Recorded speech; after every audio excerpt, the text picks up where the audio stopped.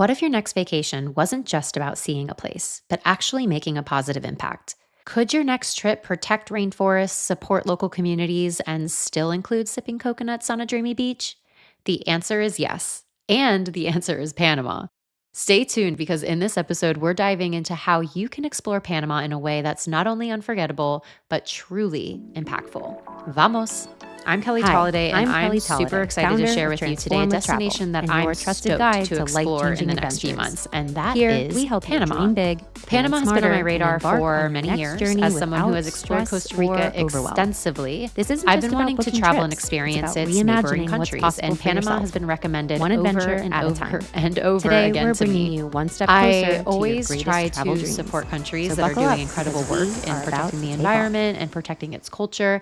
And that's why my clients work with me as well, because they know they will have an unforgettable experience that also leaves the world a better place because of the partners that I work with. When I got the opportunity to meet with the founders of OGAYA Travel, Yvonne and Maria Amelia, I knew that my next bucket list trip would be to Panama. OGAYA Travel is a luxury and adventure tour operator in Panama, specializing in offering unique and meaningful travel experiences that immerse travelers in Panama's diverse natural beauty and cultural heritage. Their team curates adventures that emphasize environmental and social responsibility, ensuring that tourism benefits local communities and ecosystems. They create tailor made and transformative itineraries that blend adventure with relaxation, cultural immersion, and sustainability. Today's episode is part of our series highlighting eco friendly destinations around the world. We will be talking all things travel to Panama, how Panama should be at the top of your list if you're interested in nature, wildlife, indigenous connection, and truly transformative travel, and how we can all be more sustainable travelers. You will be ready to pack a bag and jet off to Panama after this episode, so get ready. Welcome to Yvonne and Maria, founders of OGAYA Travel. Hello, it's a Hi. pleasure to be here with you and share all the beauties of Panama. Super excited to explore Panama in July with you, with your business. And I'm going to share a lot about that experience because I think people are looking for different ways of traveling and they're looking for new countries to explore. And I'm really excited to extend a really warm welcome to you both today to be able to share about the country you both love so much.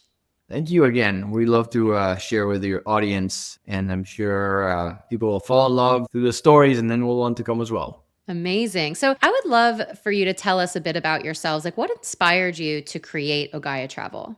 It's been actually a cool story between the two of us. We've actually both been in hospitality for almost 20 years, but it's been very related to sort of a search for meaning and how we've found peace in nature.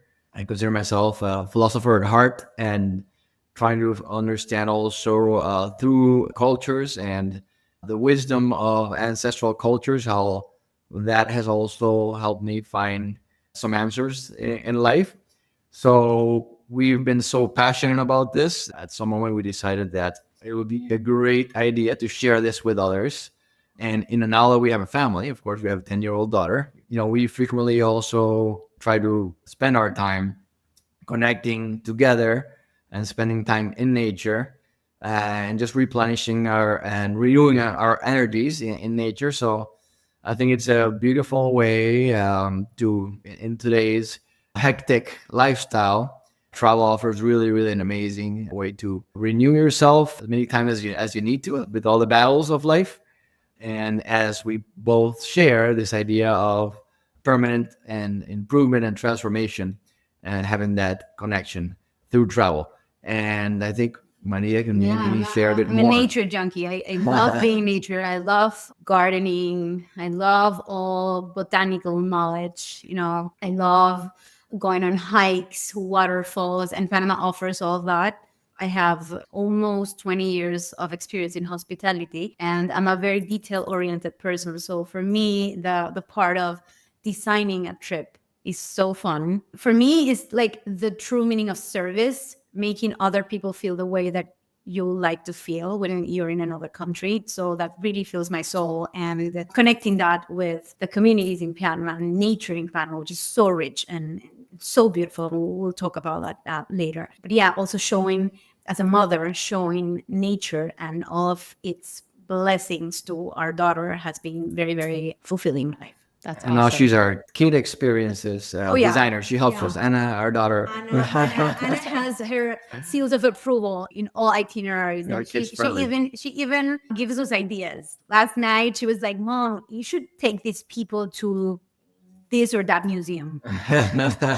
I love that. I love getting your children involved with your business because it helps them really see what it takes to build something important and of value. And I love that we have so many common values in place. I remember a fellow Fora advisor had met with you guys and she immediately messaged me and was like, I have a partner that you have to meet. Like they're all about regenerative travel, all about nature, all about adventure, but luxury. And I was like, sign me up, I'm in. And we met and we did realize we have a lot of common values in place and I've really enjoyed working with you guys. I would love to understand a little bit about what the meaning behind the name Ogaya is and how that reflects in your mission in the travel world. Yeah, well, Ogaya is the Embera indigenous name for open your eyes. Mm. Embera is an indigenous group in Panama. They are based in around the Panama Canal and in Darien. So yeah, for us, opening your eyes to new realities of being, of new realities of travel, of new realities of connecting to places. That's what Ogaya is. Oh, I really love that because that's what travel does, right? It opens up your eyes to a new perspective of yourself, of the world, how you can live differently and live more symbiotically. I really love the intentionality behind the name of your business. When we think of sustainable travel, Panama might not be the first thing that comes to mind in terms of, sustainable regenerative travel. Why do you believe it is one of the best sustainable destinations for travelers who are really actively and consciously trying to be aware and intentional of where they're traveling and how they're traveling? Why should Panama be on the top of their list? Well, maybe because it has been kind of a secret so far. Maybe it's part of the reason why it's now such an attractive place where people are looking for pristine territories. So in that sense, Panama, what I believe is sort of the magic behind what Panama offers is this combination between pristine, remote places, first of all. Second, having authentic communities that portray their cultures still in a very authentic, genuine way, with short distances, safety, and also close to a very huge market in this case, which is the US, with lots of flights. So in that case, we hope that it remains pristine for many generations to come. Or let's hope travel can not be overdone, which has happened to many locations. And this idea of loving the place too much, hopefully, won't happen. But I think that's sort of the main attraction. If you're looking for a place where you'll be able to do a huge resort, then Panama might not be your best place. Doesn't have that many options in that sense. But if you want to have access to remote locations with incredible wildlife, nature, and communities that living cultures that portray their culture in a genuine way, that's what we believe sustainable travel can be all about. Yeah, yeah, 100%. And we'll talk to this a little bit about the Indigenous experiences that people can have. But I really love that one of the core components of what you consider sustainable is how we're protecting the culture. Because oftentimes people think about sustainable and they just think about the nature piece or the tourism piece and the resources, the actual physical natural resources that we're taking. But sometimes we don't think that there's that cultural protection that is needed in order to sustain that destination. So I really love that you mentioned that. And we're going to talk a lot about the amazing cultural and Indigenous experiences that people can have. I know that you just mention the topic of over tourism and how it has been kind of a hidden gem for a long time and it's starting to get on people's radars. I know for me, I'm in a lot of traveling mom Facebook groups and people are like, okay, I've done Costa Rica. What's next? And people are like, Panama, Panama, you got to go to Panama. So how do you as a business and also as leaders in the travel industry in Panama, how do you help shape practices or policies or things to make sure that it does remain a sustainable destination or a destination that people will continue to have those really authentic, remote, untouched destinations to reach? For us in Ogaya, we have no plastic policies in our trips. We try to minimize the transfers between destinations.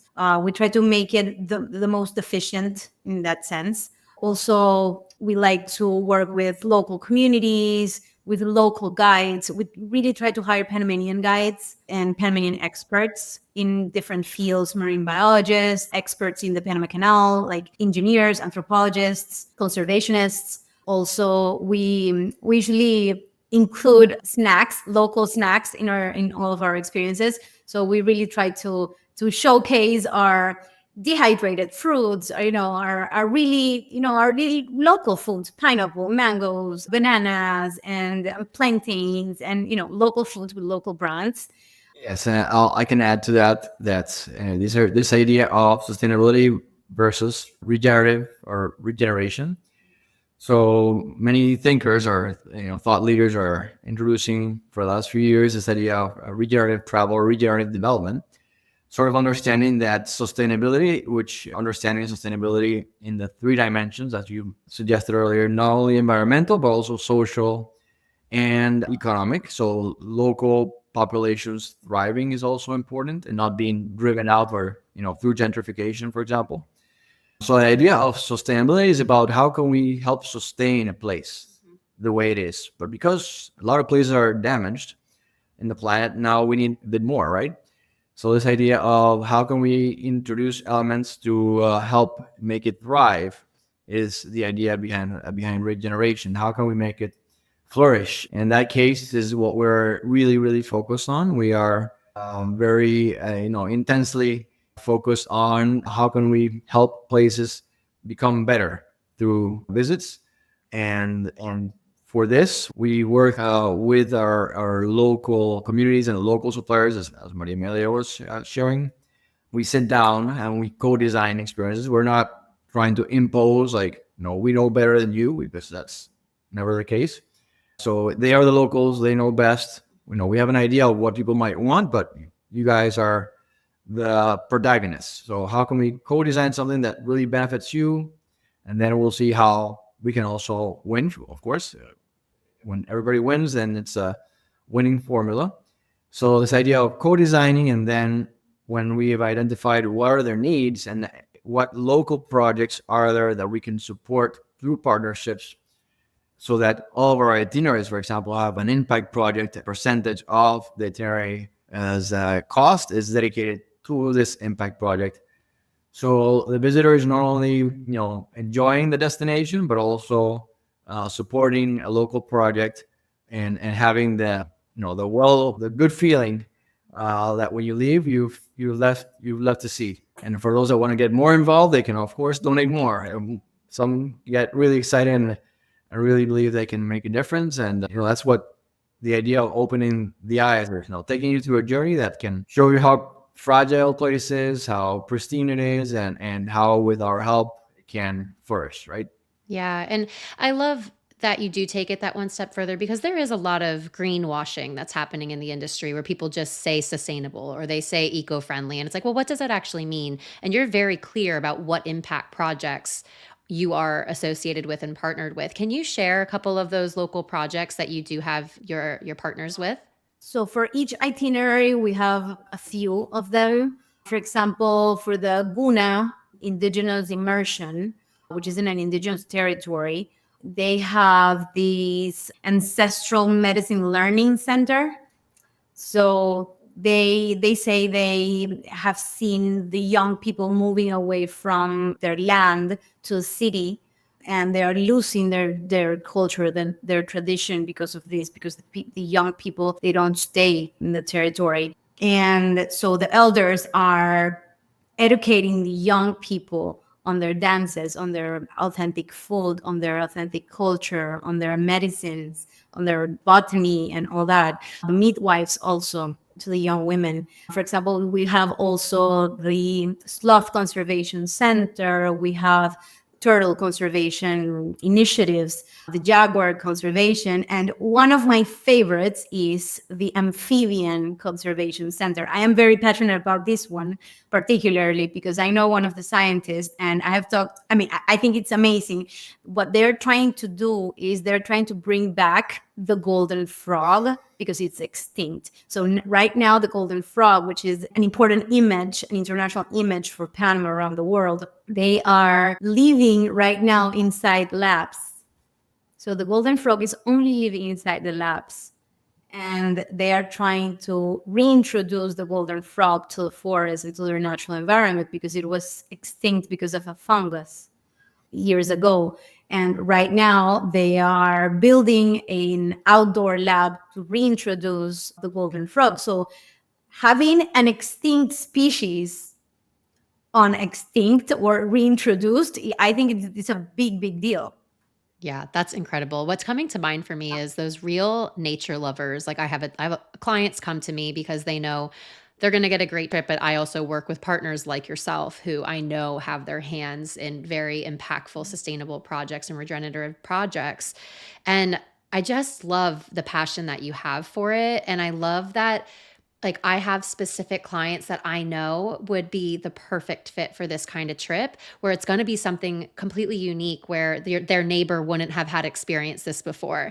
And I've seen you guys post about certain experiences that you do for your clients that are really special for that particular client. And it's the intentionality behind the sustainability, the give back, the local initiatives, all of that with piecing that together with what the client actually wants, I think is so incredible. And I'm just really, yeah, I'm just really excited to be able to continue to share what you guys do. I would love to share a little bit more of these really unique, transformative experiences that travelers can have. And your itineraries offer everything from wildlife encounters, like you mentioned, all the different animals that they can come into contact with, birding, hiking, indigenous immersions, all while not, sacrificing luxury, of course. What are some of your favorite experiences that you've been able to curate for your travelers? I think Coiba will be one of the best, one of my favorites. Coiba is an island in the Pacific. It's a UNESCO World Heritage Site and also a national marine park. So Coiba is part of the corridor of the Galapagos. Oh, It's very interesting. Few people know about this. And I mean, the island is beautiful. It has like white sand beach. It's beautiful, beautiful. And you have a hike to a Lookout. yeah, to a lookout on the top of the island. So you can do diving there. You can see sharks. You can see whale sharks when they are in migration. You can see turtles. I've swum with turtles there. It's beautiful. Dolphins. I mean, the biodiversity is amazing, and you feel so connected. When you're in there. For me personally, I love to be underwater because I can't hear anything. I just, it's another world, yeah. right? So you're used to this world, and underwater, it's another world. Yeah, there's And no one saying, "Mom, I need a snack. Mom, I need a snack." exactly, there's no buzzing or cars or AC machines going on. Yeah, I mean, just swimming with these animals and being there, it reminds you, for me, it reminds me that I'm part of nature, right? That I'm something funny happens when you're in nature, because something clicks. I think the human being sometimes lacks a bit of this, because when you're in nature, you feel something that clicks and that really completes you, right? And that happens in all natural surroundings. But Coiba is special because of its biodiversity and because of all of these beautiful characteristics that I told you. And we are getting to Coiba in a luxury catamaran also, a solar panel catamaran. So yeah, you have, the natural immersion, but you also have the luxury touch point that you are saying, with a private chef and very fresh seafood, fresh everything really. And you're right there in crystalline waters. It's beautiful. It's I really, love really, that. really nice. And for those who love scuba diving and snorkeling and being out in the water, that's going to be their jam, right? And let's say somebody was like, I want to experience the rainforest, or I want to go see a volcano, or I don't know, like some sort of like mountain climbing. Like there's somewhere for them too, right? Yeah, definitely. There's our highest peak is the Baru volcano.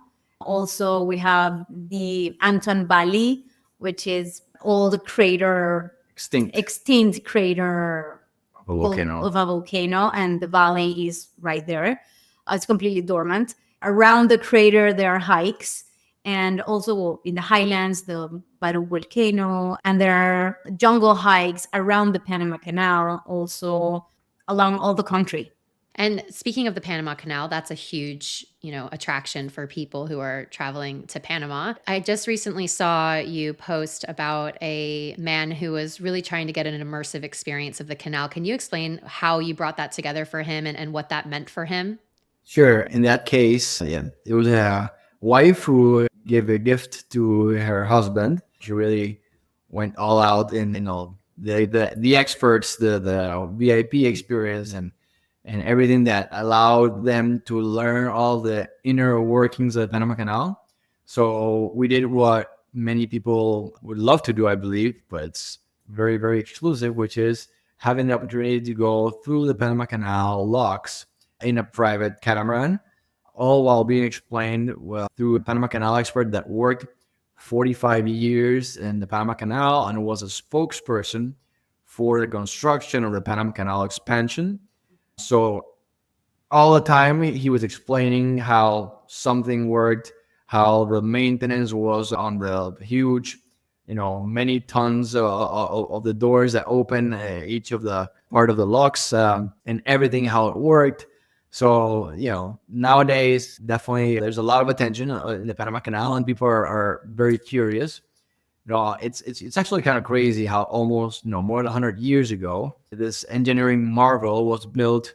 Actually, the French had tried to build it before, and they tried to go across the mountain, and unfortunately, they failed. Many, many people died. And then the U.S. had, the engineering knowledge, and they decided to design working with nature and this lock system to go up the mountain and then down the mountain. So it's really, really incredible to see how that was done. I think it's something that sort of a must. And then around the Panama Canal, there's all this rainforest, there's indigenous peoples, there's adventure. So the theme of the canal is actually, you can spend 3 weeks just doing things around the Panama Canal. I know. I'm thinking about all this. I mean, we're planning 9 days with you guys in July, and I'm like, all right. And now I need to go do Koiba. Now I need to go do this. We're gonna have many, many trips to come.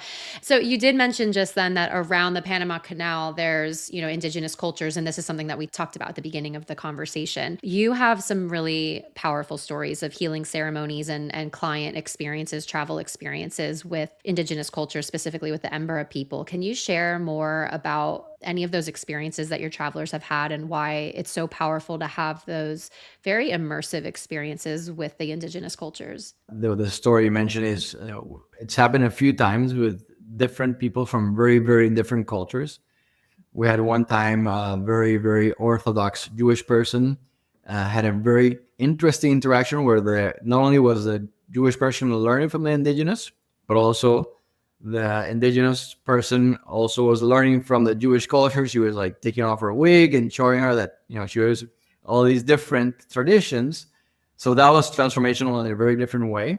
And then maybe the most powerful was that we've designed with them, because we approached them and we said, we don't want to do what everybody else is doing and just coming here and having you guys show them your dances and your traditions. We want to do something that goes deeper. And they had a meeting and they agreed that they wanted to show a bit more. There's a lot of things that they still don't show just because it's their tradition. But in this case, they agreed to show more, including an overnight experience where they recreate a healing ceremony. So the shaman recreates ceremony where there's a sick person, the whole community participates.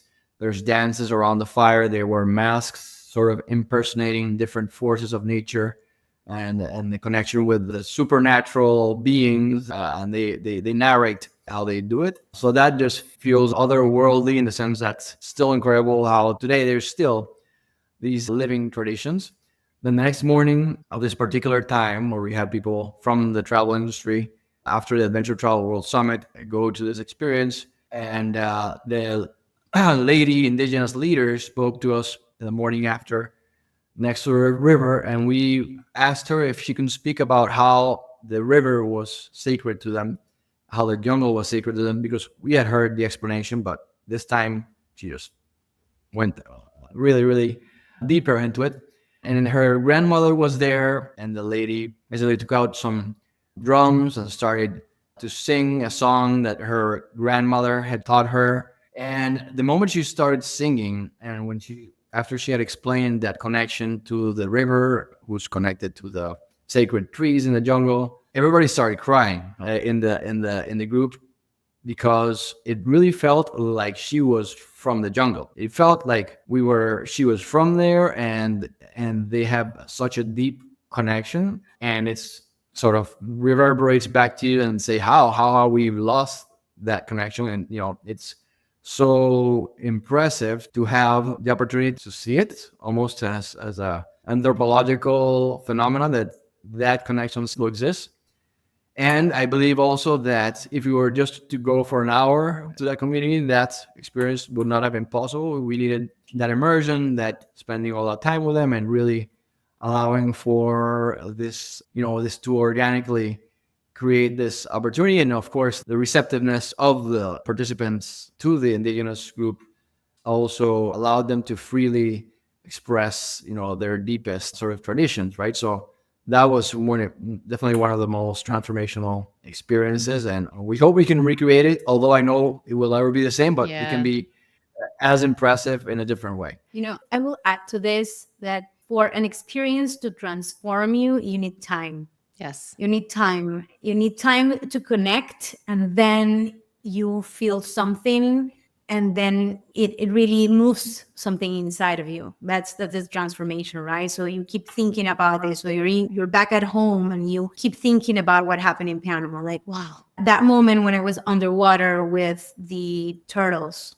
I mean, wow, I'm part of them. They're part of me. We share the same life, right? We share the same time. So there's something there that makes you think nature completes you, and the same with other cultures, right? So you Yeah. really need time. For us, it's super important to have not only leisure time in your experiences, but also integration. Yeah. Yeah, I mean, you hit the nail on the head. It's when you're rushing from place to place or trying to see everything, quote unquote everything, and you're never going to see everything.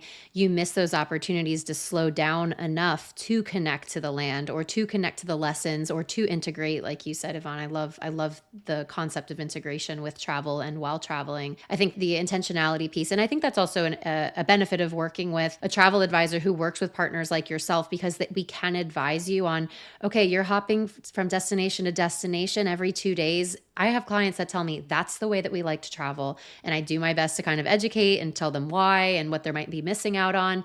And they don't care. And that's the way that they want to do it. But I've had other clients be like, you know what, Kelly?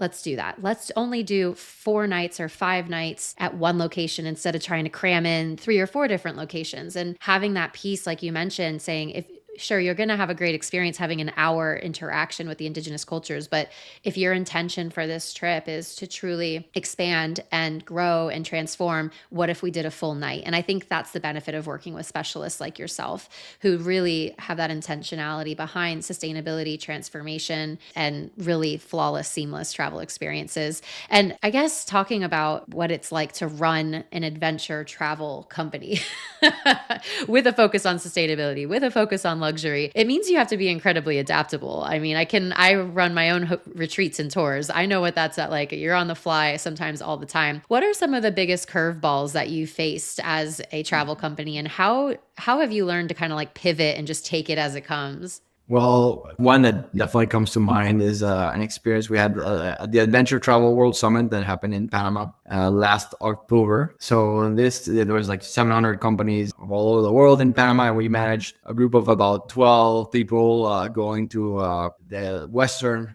region of Panama, and we were going to hike the highest peak of Panama, the Volcan Baru. Maria mentioned a bit earlier. It was October, and there was a tropical storm coming up all of a sudden. And the day before we're supposed to hike, the Ministry of Environment decided to close the national park. It was the best thing to do because it was a safety hazard. Of course, we had to basically hit the brakes. We already had tents set up for the overnight at the top of the volcano.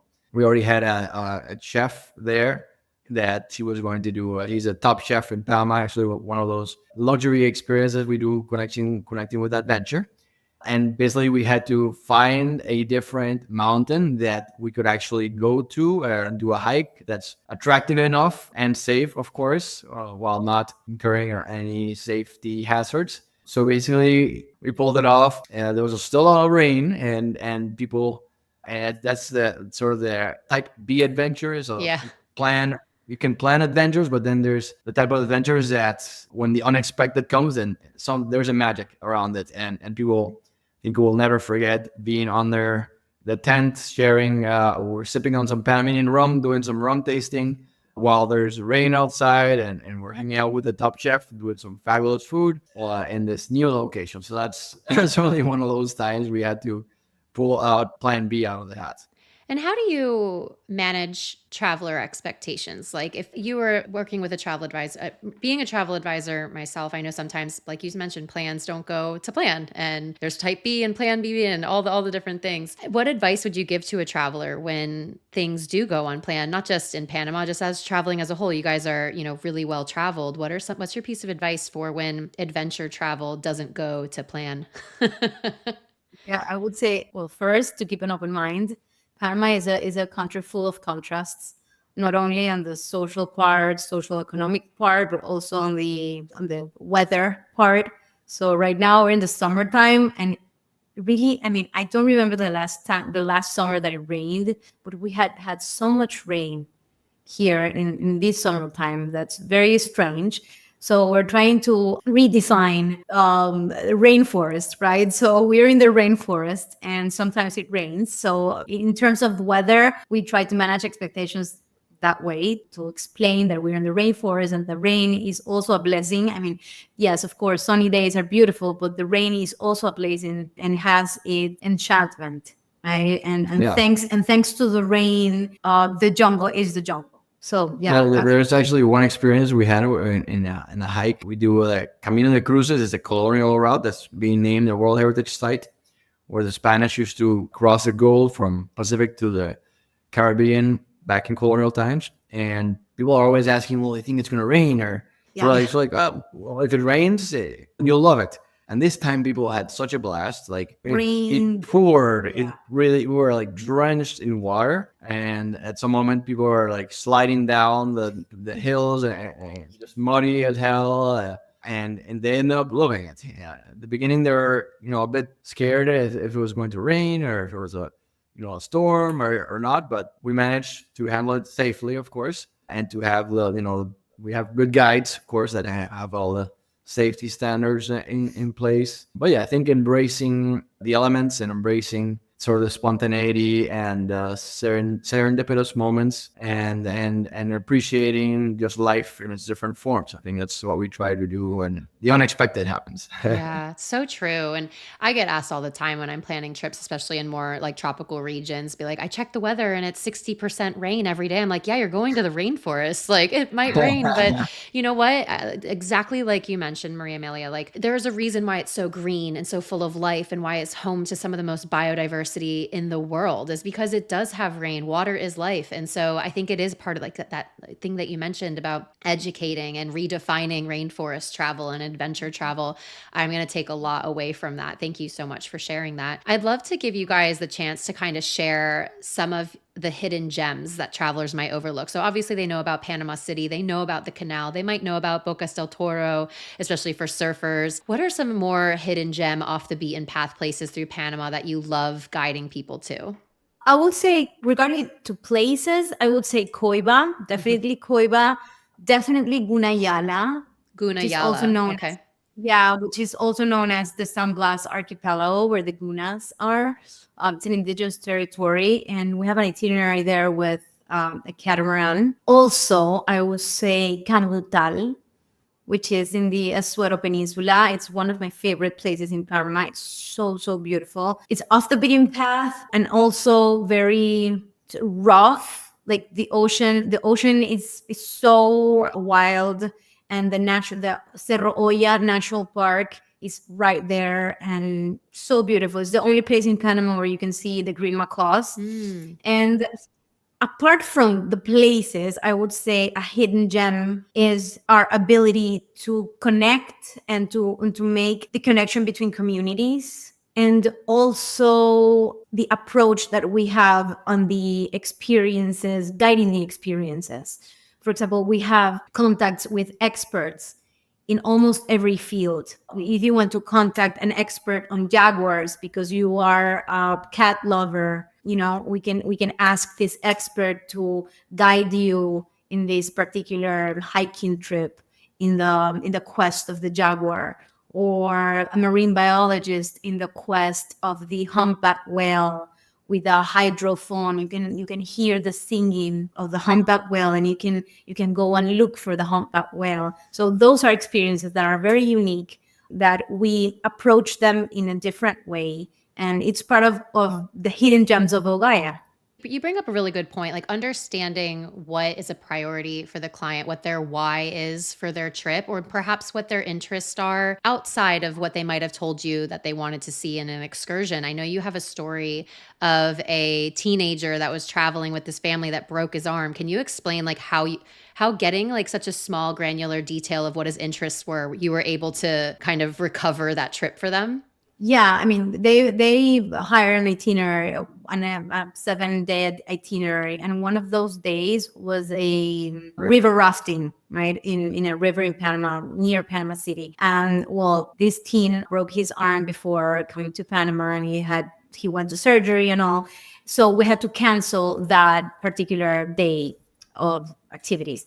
So we asked the mother, so what are his interests? Does he have particular interest, right? And she told us, yeah, he loves photography, he likes cooking. So we hired a Panamanian cooking class. So they made tamales, Panamanian tamales, and they also did this analog photography workshop in a laboratory here in Panama. It was like an underground photography lab, and the guy, he didn't use any electronics, like electronics cameras or anything like that. It was everything analog. And so they took their portraits, they revealed their photographs, and they had an amazing afternoon. They had such a blast. That's awesome. Like you said, life happens and things happen before you travel, during your travels, after your travels. So working with partners like yourself help bridge the gap between that oh shit moment, like what are we going to do? We broke his arm, do we have to cancel the trip? And you're like, no, we have you covered. So speaking of people wanting to work with you, how can people book a trip with you if they've listened to this and they're like, I'm in, I'm sold, sign me up, Panama, like I'm ready to go? What's the best way for people to start the process of working with you? Sure. There's a few simple ways. One is our Instagram account. There's lots of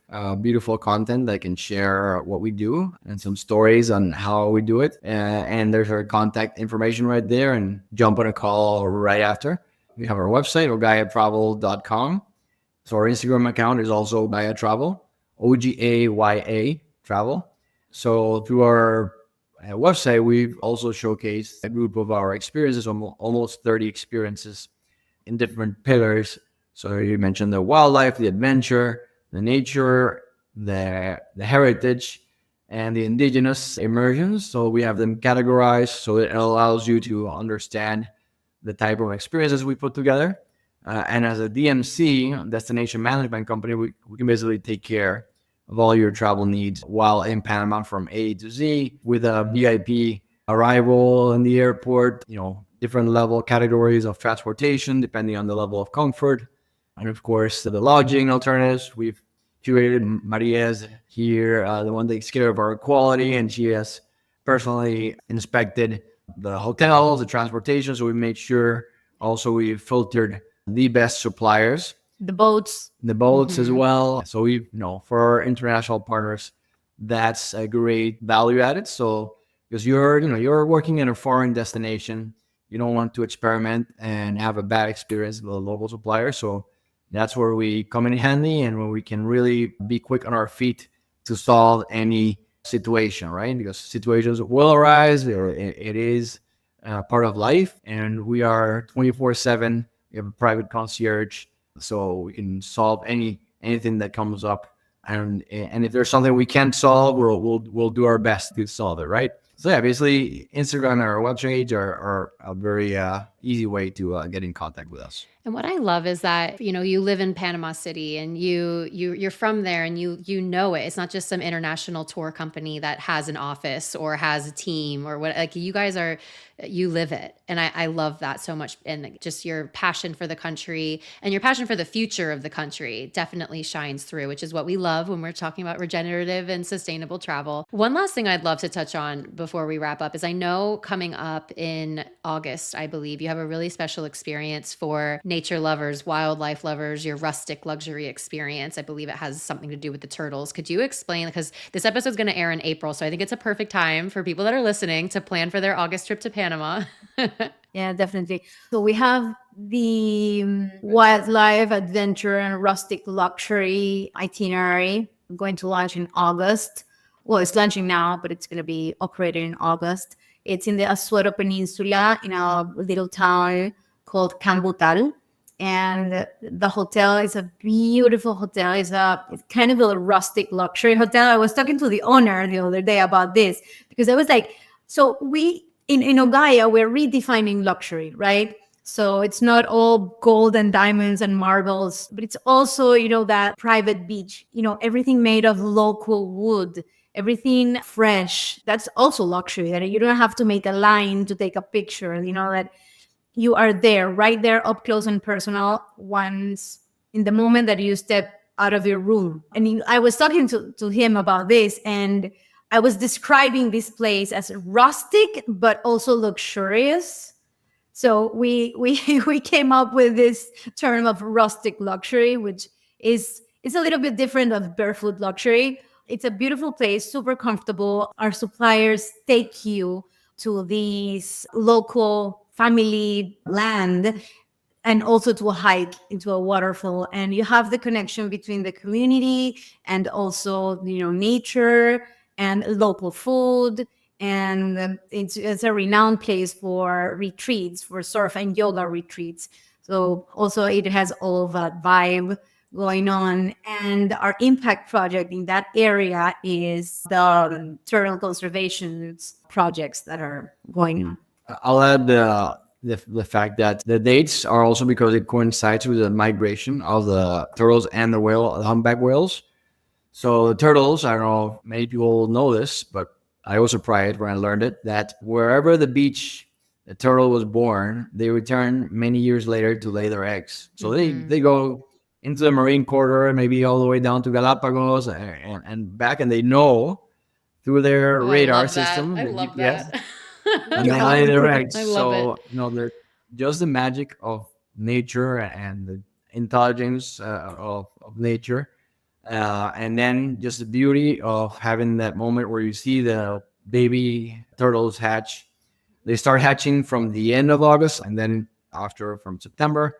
So if you can time it for that, it's really, really beautiful. And of course, as with any wildlife experience, you can't guarantee it, but around this time, it's quite probable, and even more probable to see the humpback whales. They're just jumping around, and it's just such a majestic animal. It's really, really beautiful to have this opportunity. So it's thanks for bringing that great itinerary up. Okay, so I think we're gonna have to go in July, and then we're also gonna have to come back in August. I feel like this is what's gonna happen.